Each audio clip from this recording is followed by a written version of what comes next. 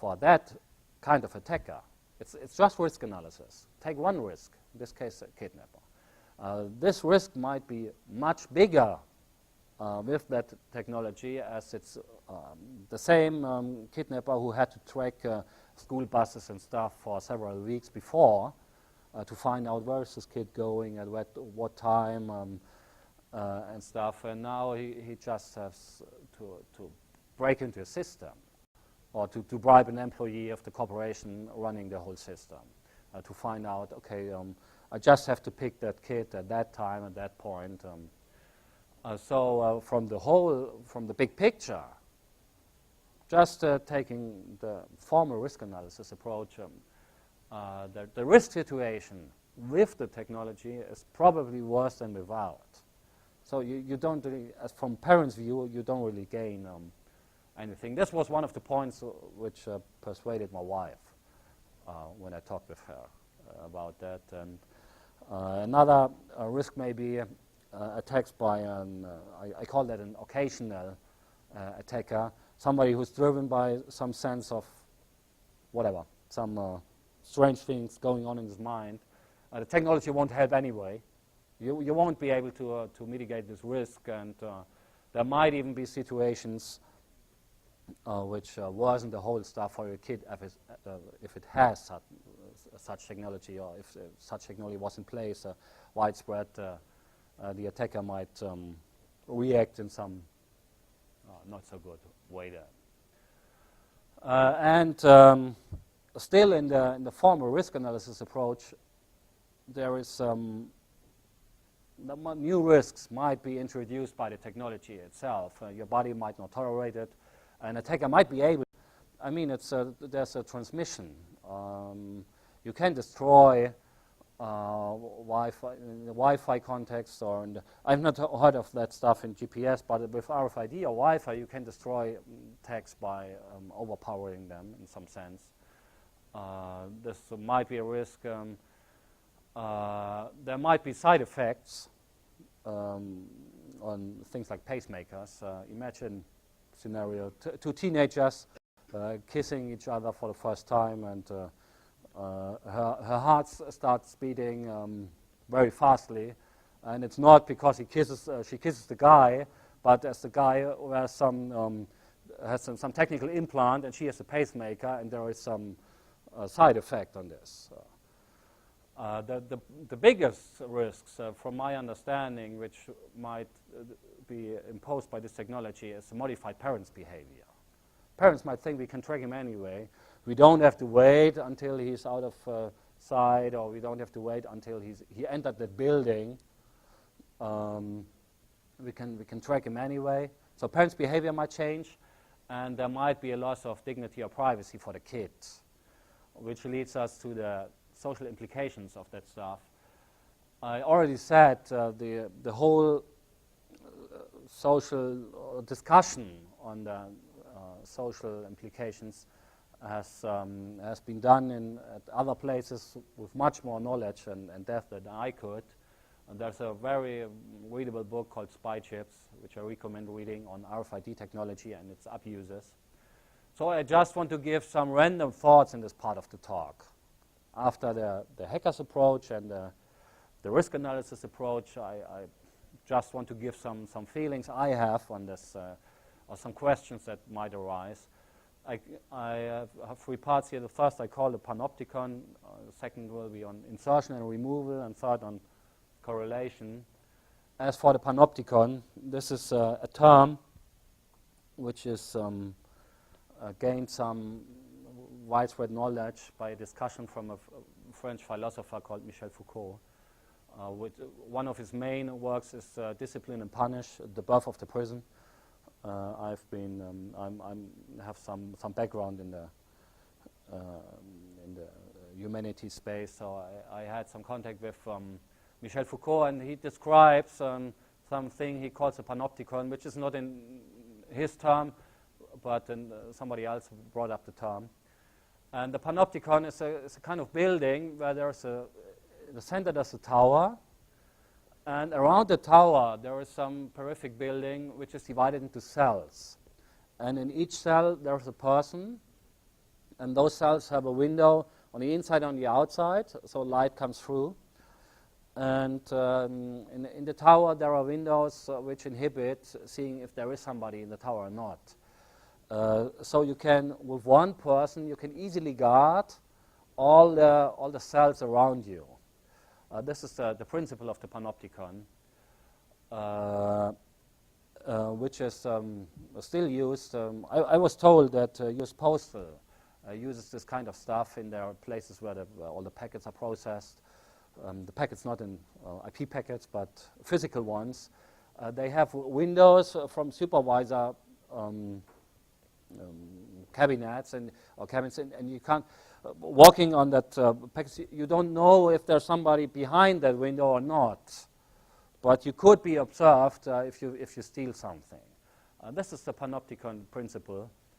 And as I said, the person being in such a panopticon is subject to a permanent visibility.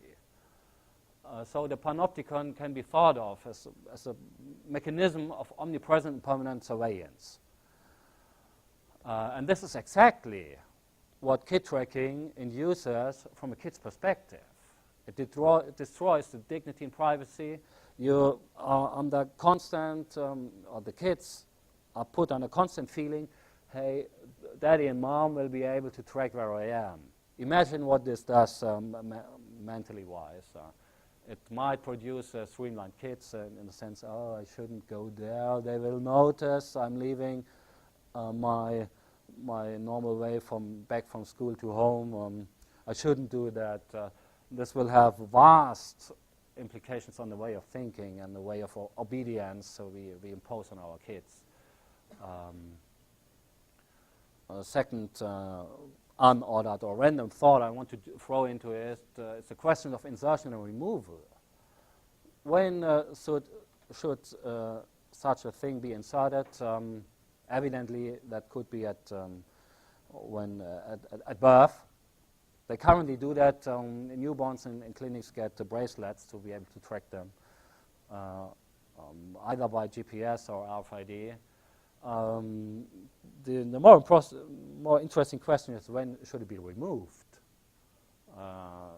Should it be removed at all? Or maybe the kids grow up with the feeling, hey, I have some implant. This implant has advantages and disadvantages. Sure, it could be tracked, but I have nothing to hide. And I can easily go into places where I want. I can pay with that. Maybe there is some comfort with wearing it, so why should you remove it? But thinking about removal, the question come up, when should it be removed? At the age of 5 or 10? Or when they become adolescents and develop their own sense of liberty and non-obedience? Or talking more formally, at the age of drinking or at the age of emancipation or consent, or whatever, which brings up questions, what if you cross some boundaries then? And in one state it's 18, in another state it's 21. You certainly don't want to be tracked while on spring break. This is the second question that comes up thinking about the technology. And I think the most interesting stuff, or I had when I had the discussion with my wife, is in the space of what I call correlation. For scared parents, it might only be a very small step from the question, where is she currently, to the question, what's she doing there, and who else is there? I mean, from a parent's view, those are it's not too far-fetched, those questions, and thinking about who else is there. Why are there? Okay, who else is there? Isn't this a place where put him or whatever minority you can put in? Those people, they sell drugs. What's she doing there? Those people practice some sexual practices. What's my kid doing there? What's she doing at the gates of the abortion clinic? What's she doing with Robbie on the men's toilet? Remember Romeo and Juliet? This thing might never be happened, as they were from families which were enemies. what's she doing together with somebody from that family? All this, that's a small step, thinking about it. And the question is, what is she doing there? Not only with whom, by some data correlation, but what? And technically, this is easy to answer. Whenever such a technology is in place, you can easily correlate the information where is somebody with information from urban surveillance cameras, which are in place anyway. So who else is there?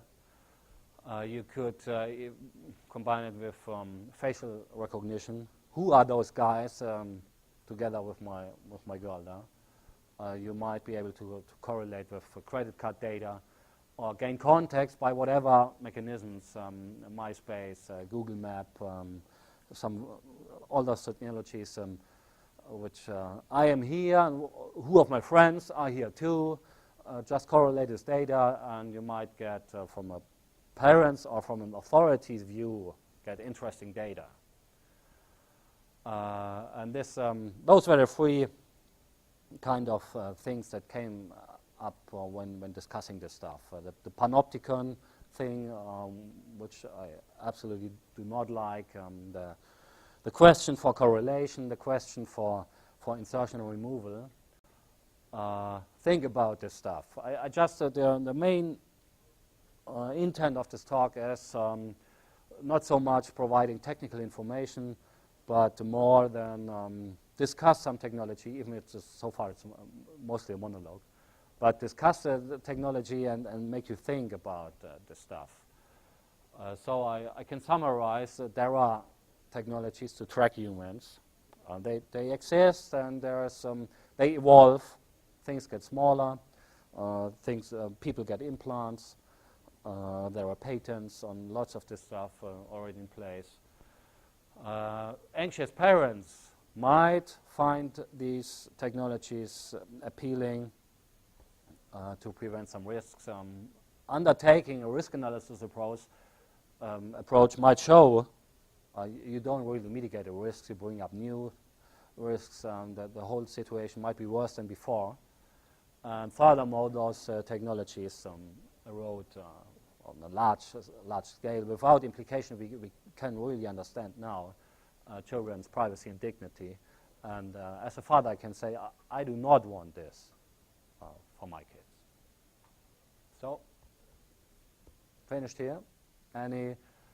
This is my slide for questions. I titled it here, Questions and Discussion, as I did not really give a technical talk. Anything somebody wants to add, or questions, whatever. 2 questions. I start here.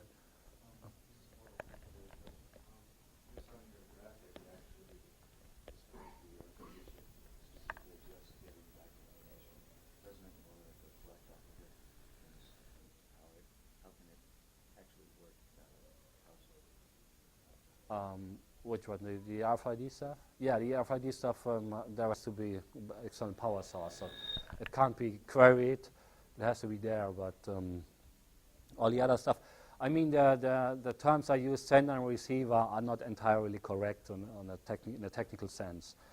Think of it two parties communicating. Whoever starts the communication. It's not in every context, it's the same as for the client and the server speaking network. I have read the book that you were talking about, RFID Toys, and the gentleman, the photographs you showed, where he went up and had the RFIDs into the web of his hand.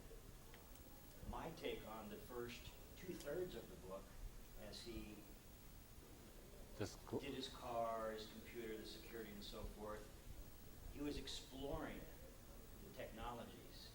However, my take on the last third of the book was, do we realize the danger, and if we do turn this technology loose, on the abuse, as you have pointed out, and a man who went so far to actually have the implants, experimented with them, is familiar with them. I won't say he's an expert, but he's a lot more knowledgeable than I am. I really appreciated the last part where he said, hey, it is everyone's responsibility responsibility.